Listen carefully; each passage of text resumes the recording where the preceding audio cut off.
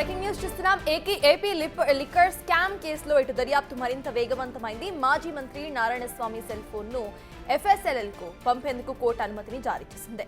ఇక Vijayawada ACB court ఆదేశాలతో FSL కు నారాయణస్వామి సెల్ ఫోన్ తరలించారు. మరోవైపు ఇదే కేసులో ఇప్పటికే నారాయణస్వామిని సిట్ అధికారులు విచారించారు. అదేవిధంగా ఏమైనా కీలక ఆధారాలు లభిస్తాయని ఎఫ్ఎస్ఎల్ రిపోర్ట్ కు ఎదురు చూస్తున్నారు.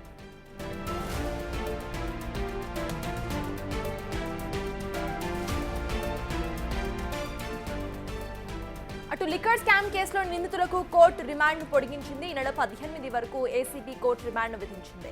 దాంతో రాజమండ్రి సెంట్రల్ జైలుకు ఎంపీ మిథున్ రెడ్డిని, విజయవాడ జిల్లా జైలుకు చెవిరెడ్డి భాస్కర్ రెడ్డితో పాటు మిగతా నిందితులను సిట్ అధికారులు తరలించారు.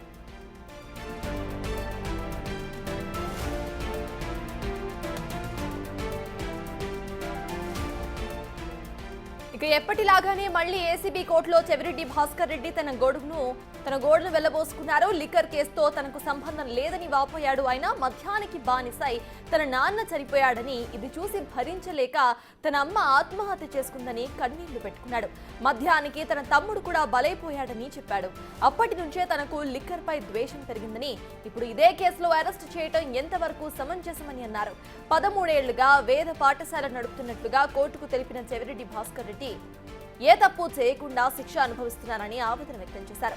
అరెస్టు చేయటం న్యాయం కాదని, దేవుడున్నాడంటూ ధర్మాసనంలో కీలక వ్యాఖ్యలు చేశారు ఆయన.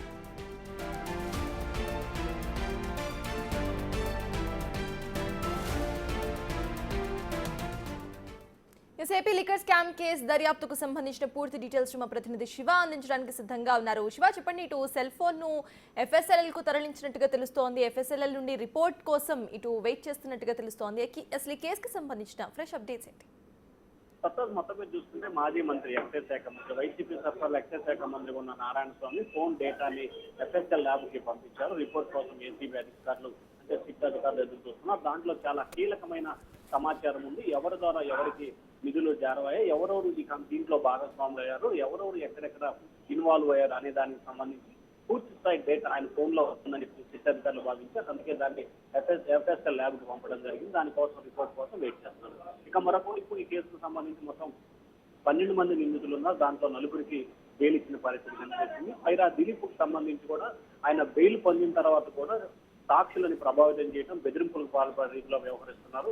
అతను బెయిల్ రద్దు చేయాలని చెప్పి ఏసీబీ కోర్టుకి సిట్ అధికారులు చెప్పారు. అతనికి సున్నితంగా హెచ్చరికలు జారీ చేశారు. సాక్షులను ప్రభావితం చేయడం కానీ, లేకపోతే కేసు గురించి కానీ ఎక్కడ మాట్లాడవద్దంటూ కూడా దిలీప్ ను ఏసీబీ న్యాయస్థానం హెచ్చరికలు జారీ చేశారు. అలాగే ఈ 12 మంది నిందితులకు సంబంధించి ఈ నెల 18వ తేదీ వరకు కూడా రిమాండ్ పొడిగిస్తూ ఆదేశాలు జారీ చేశారు. మరొకవైపు చాణిక్య, సజ్జల శ్రీధర్ రెడ్డి, అలాగే మిథున్ రెడ్డికి సంబంధించిన బెయిల్ పిటిషన్లు కూడా 18వ తేదీకి వాయిదా వేస్తూ ఏసీబీ ఉత్తర్వులు జారీ చేశారు. ఇక చెవిరెడ్డి భాస్కర్ రెడ్డి ఎప్పటిలాగే కోర్టు డైరెక్షన్ చేసినప్పటికీ కూడా కోర్టు ప్రాంగణంలో మాట్లాడకూడదని చెప్పినా కానీ కోర్టు నియమ నిబంధనలు ఉల్లంఘిస్తూ ఆయన గోడును వెళ్లబోసుకున్నారు.